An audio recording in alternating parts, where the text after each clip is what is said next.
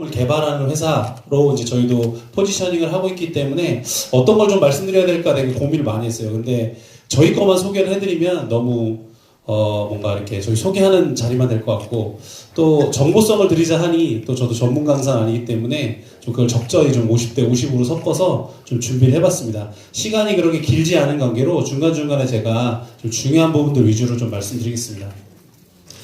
제가 준비를 해온 거는 동남아시아 시장이라고 되어 있죠. 사실은 글로벌 시장에 대한 이야기를 하려면 최근에 빼놓을 수 없는 게 이제 동남아 시장인 것 같아요. 뭐 국가적으로도 현재 정부에서도 신남방 정책을 쓰고 있어서 동남아시아 국가들하고 교류도 굉장히 넓히고 있고, 또 뭐 아시겠지만 주말에 베트남 그 박항서 감독 보셨잖아요. 그런 것처럼 최근에 동남아 쪽하고 계속 그런 관계를 맺고 있는데, 그쪽에 저희도 좀 많이 포커스를 하고 있습니다. 최근에 물론 일본도 있고 중국도 있고 워낙 큰 시장들이 주변에도 있고 또 미국도 있지만, 일단은 단기적으로는 저희도 좀 접근하려고 하는 게 동남아시아 시장이고요. 이쪽을 어떻게 좀 공략하는지에 대한 부분을 조금 그쪽만 발췌해서 좀 가져왔습니다.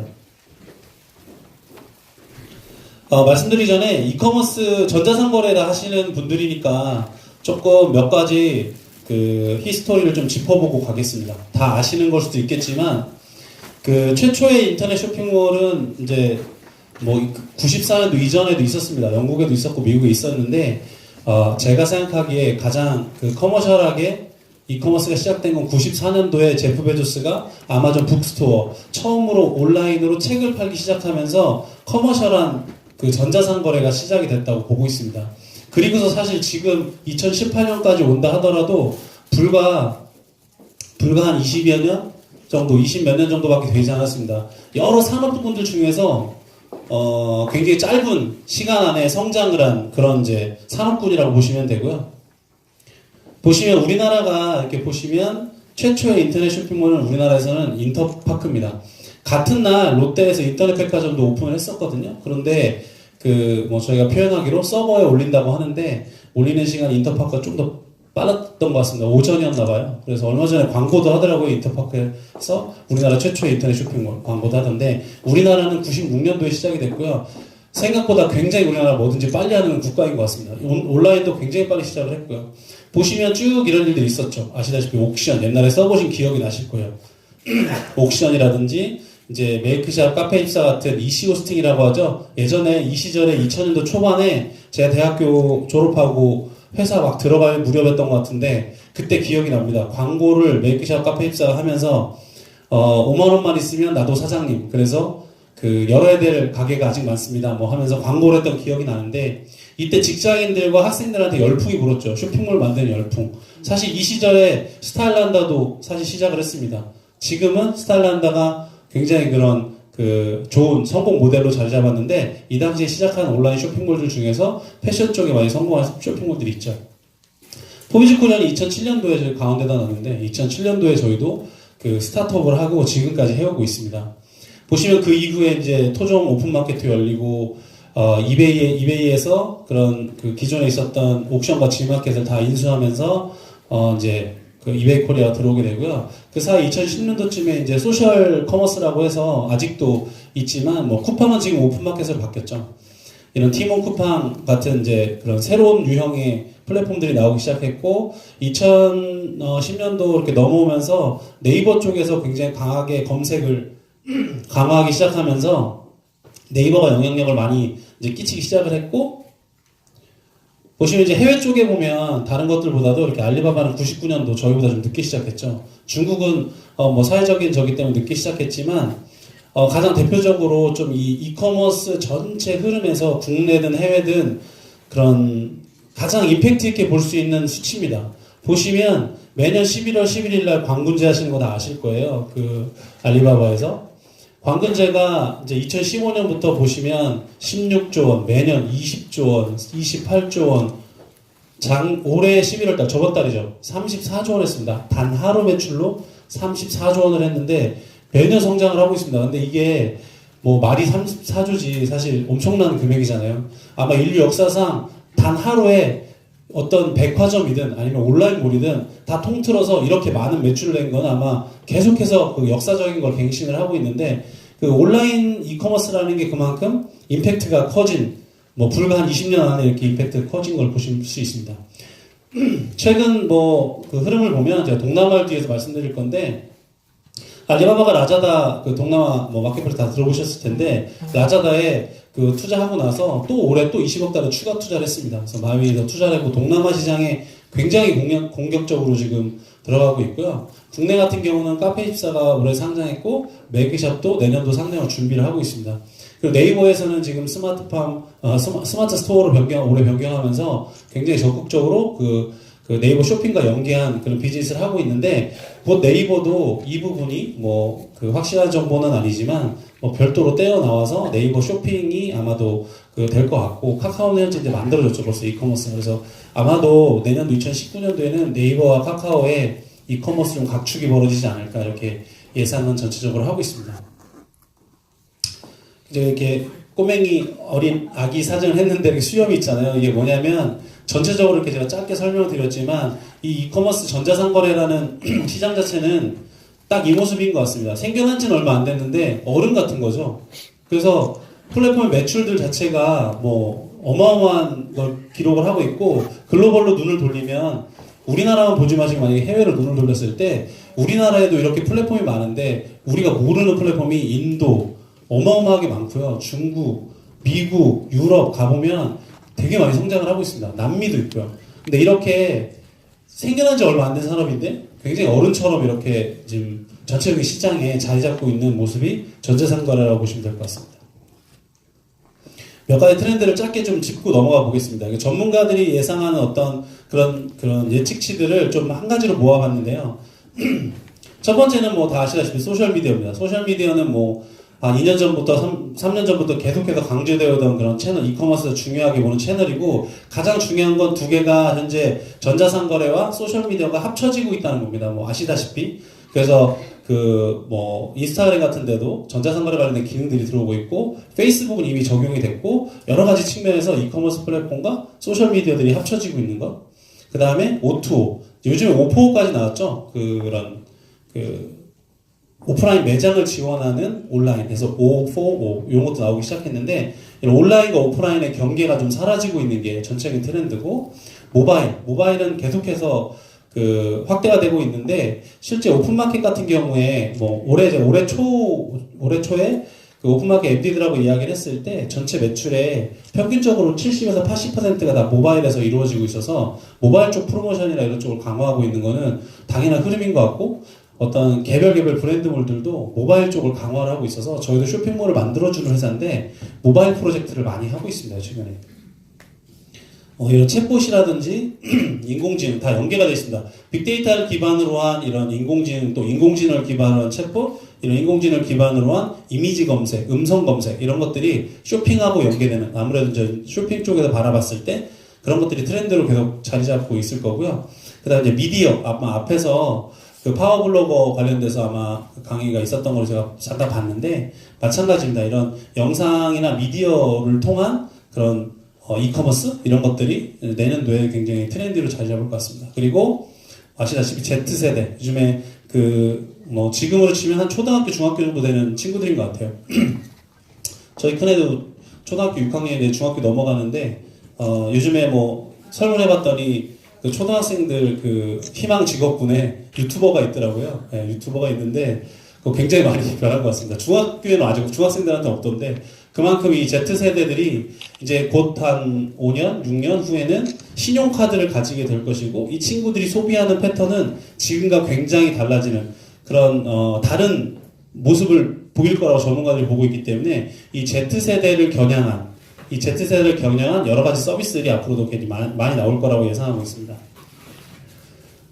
그리고 아마 내년도에 당장 주목될 게 5G입니다. 5G는 광고 요즘 많이 나오잖아요. 요즘에 5G 광고 많이 나오는데, 그냥 간단하게 말씀드리면 5G는 지금 4G에서 5G로 넘어간다고 해서 이게 비슷하게 넘어가는 것 같지만 완전히 다른 세계라고 보시면 됩니다. 5G는 지금의 속도도 빠른데 20배 빨라집니다. 20배 빨라진다는 거는 앞으로 보는 미디어나 영상, 모든 자료, 다운로드 이런 것들이 굉장히 빨라지기 때문에 상상하는 것보다 훨씬 더 앞으로 이제 진보를 할 것 같은데, 우리나라가 굉장히 빨리 대응을 하고 있고, 얼마 전에 제가 이제 조찬 세미나에 갔었는데 유영민 정동구 장관 오셔서 이거 설명을 하시더라고요. 근데 얘기하신 게 내년도 3월 달에 전 세계에서 최초로 우리나라가 5G 상용화를 목표로 잡고 지금 진행을 하고 있다고 합니다. 그래서 아마도 내년도에 5G가 굉장히 중요한 아마 그것들로 TV에서도 많이 보실 거고요. 실제로 저희가 상용화돼서 내년도 후반이나 또 후년도쯤 가면 이를 활용한 서비스들이 많이 나올 것 같습니다.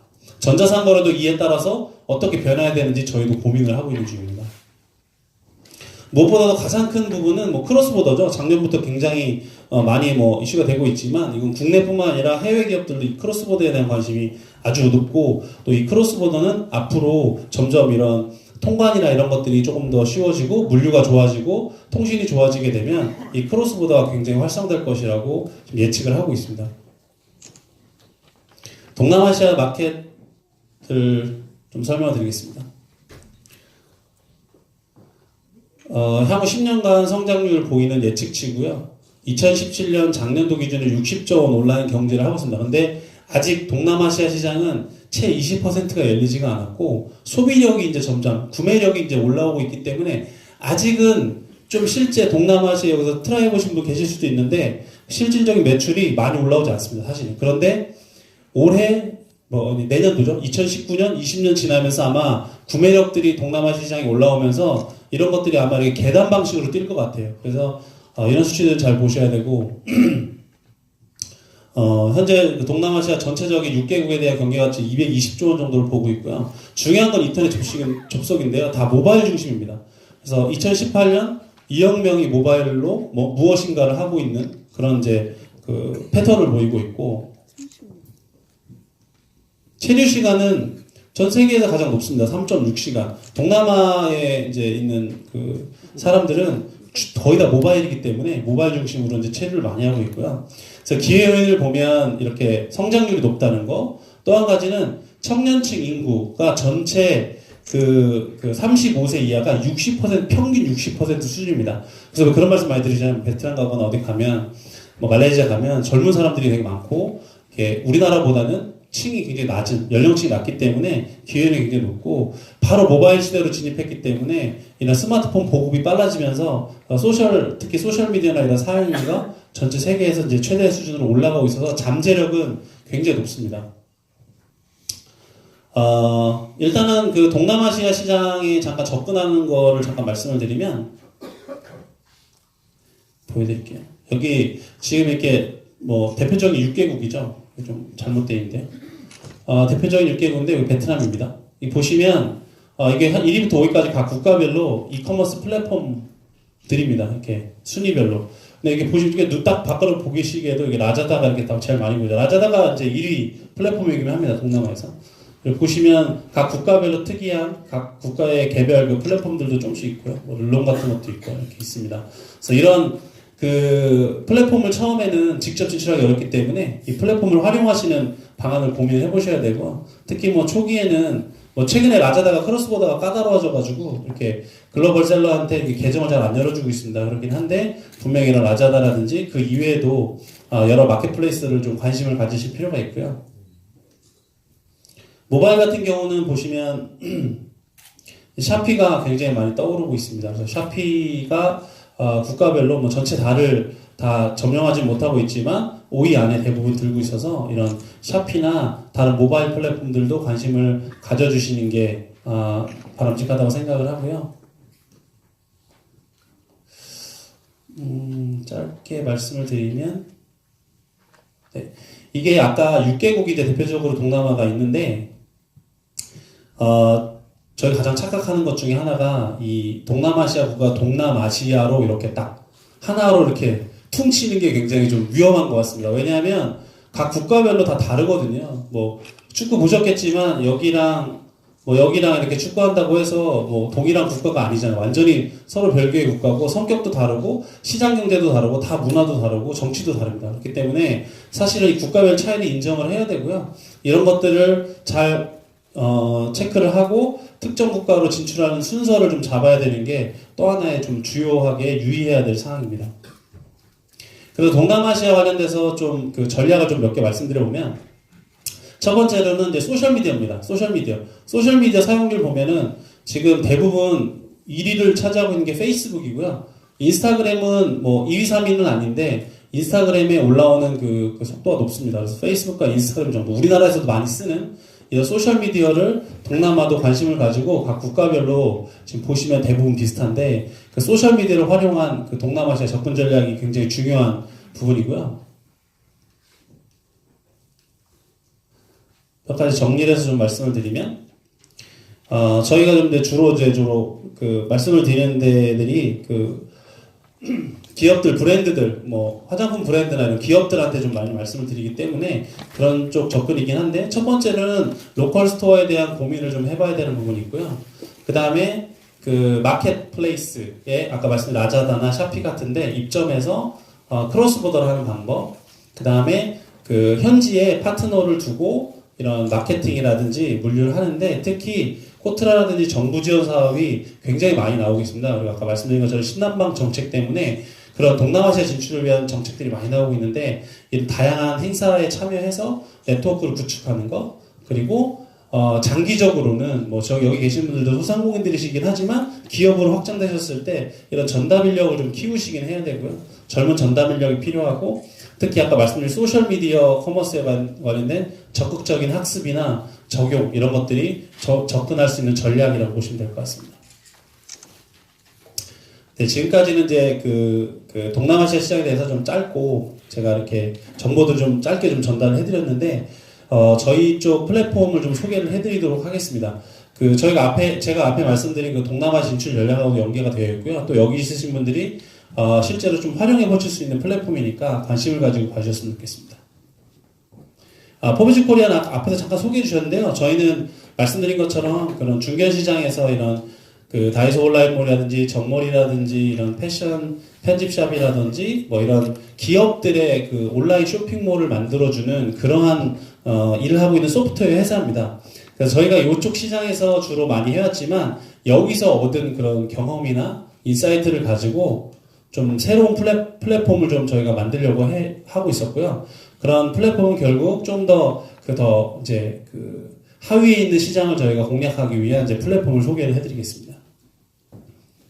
네, 저희 회사의 이제 큰 두 가지의 서비스, 비즈니스 영역이고 하나는 말씀드린 것처럼 저희가 솔루션을 갖고 있는데 기업들한테 쇼핑몰을 만들어주는 영역 그리고 그 말씀드린 그 전자상거래 글로벌 서비스, 그러니까 쇼핑몰을 만들면 바로 해외로 뭔가 판매할 수 있는 그런 구조의 서비스를 만드는 두 가지를 이제 저희가 비즈니스로 가지고 있고요. 저희가 이제 그 소개해드릴 바깥에 이렇게 팜플렛이 있어서 거기 보시면 나중에 나가실 때 가져가시면 되고 연락처도 그쪽에 있으니까 궁금한 사항 질문 주시면 되는데요. 거기 카카오 플러스 친구 요청해 놓으시면 거기다 문의하시면 답을 더 드릴 수 있을 것 같습니다. 상세한 거는. 저희가 이걸 만들 때 생각했던 부분이 있습니다. 이게 기본적으로 전자상거래에서 이런 지금까지는 유통, 기업, 중앙화 이런 것들이 대자본, 로컬, 그러니까 말 그대로 지금 쓰고 계시는 오픈마켓이나 이런 큰 중앙화된 플랫폼이 더 시장을 주동하는 그런 지금까지는 시대였다고 보면 저희가 바라봤던 거는 앞으로 패러다임이 바뀌면서 이런 기술의 영역 그리고 개인으로 가고 중앙에서 벗어나고 이런 해외와 좀 유연하게 이렇게 비즈니스가 이루어지는 모습으로 간다고 보고 있습니다. 그래서 잠재된 이커머스 플랫폼 시장이 훨씬 큽니다. 개인들의 시장이라고 볼 수 있는데 최근에 그 트렌드 2019 이런 책 보시는 분들 계실 텐데 그 김난도 교수의 그 책에 보면 세포 마켓이라는 게 두 번째 챕터에 나옵니다. 내년도 그 트렌드 두 번째 챕터에 나오는데 셀 마켓이라고 하는데 세포 마켓은 말 그대로 1인 마켓 시대가 온다는 겁니다. 그거는 기본적으로 그런 소셜미디어를 활용한 실제로 그런 이제 인플루언서들이 많이 나오고 있는데 그런 인플루언서 이외에도 더 확대를 하면 일반 개개인들 아무 그런 전문가가 아닌 학생이나 주부나 이런 사람들도 쉽게 기술 플랫폼을 활용해서 비즈니스를 할 수 있는 시대가 온다는 이제 이야기를 하고 계신데요. 저희도 그걸 바라봤습니다. 그래서 이런 세포마켓, 잠재된 이커머스 플랫폼 시장을 저희가 서비스로서 제공하고자 하는 그런 생각을 가지고 이 서비스를 만들었고요.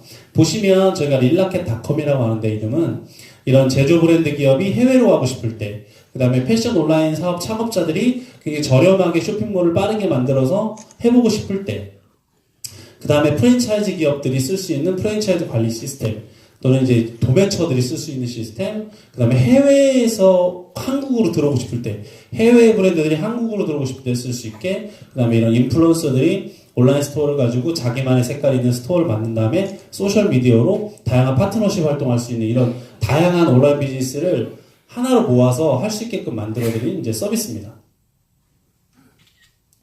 서비스 구조는 보시면 릴라켓 플랫폼 속에서 뒤에서 설명을 드리겠지만 이런 제조 브랜드 유통 이런 하시는 업체들이 이 플랫폼에 가입을 하셔서 이 플랫폼을 통해서 스토어를 만들고 글로벌 판매, 오픈마켓 판매, 프랜차이즈, 인플루언서 커머스 이런 것들을 한 번에 할 수 있는 통합 모델이라고 보시면 되고요. 릴라켓 서비스가 총 이렇게 6가지 서비스를 제공을 해드립니다. 하나는 스토어 서비스입니다. 일반적으로 알고 계시는 개인 쇼핑몰입니다. 쇼핑몰을 훨씬 더 쉽고 빠르게 간단하게 만들 수 있는 모델이 들어있고요. 이 쇼핑몰은 만들자마자 글로벌 스토어입니다. 그래서 기존에 있었던 스토어들과 다르게 릴라켓은 바로 만들자마자 해외 고객을 받을 수 있습니다. 물론 해외 고객한테 마케팅을 해야 되겠지만 일단 누구라도 들어오면 결제까지 다 이루어지고 물류까지는 돌릴 수 있게끔 제공을 하고요. 그 다음에 드랍시핑은 말 그대로 내가 물건, 아이템이 되게 중요하시잖아요. 아마 여기 있는 분들은 그런 거에 훨씬 더 저보다 더 전문가실 텐데 그런 아이템이 없어도 온라인에서 이제 온라인 데이터만 가지고 내가 골라서 가격을 설정해서 판매를 할 수 있는 그런 모델을 제공을 해드립니다. 드랍시핑이라고 하는데요. 그 다음에 이제 마켓 통합 관리. 그래서 지금 여러 오픈마켓에 팔고 계시잖아요. 근데 이 서비스를 쓰시면 메이저 오픈마켓이나 또는 해외 마켓에 내가 내 플랫폼에서 한 번에 물건을 리스팅하고 판매가 이루어지면 주문을 통합 관리하는 그런 시스템, 사방내 샵링커, 플레이오토 같은 그걸 알고 계시죠? 그런 것들이 이 플랫폼 안에 같이 하나로 통합되어 있습니다. 그 다음 파트너 프로그램은 일반인들이 사실은 특히 소상공인들이 마케팅이 가장 어려우셔서 이런 강의도 들으시고 하시는 거잖아요. 그래서 이런 파트너 프로그램은 기술적으로 그 일반 마케팅 비용을 쓰는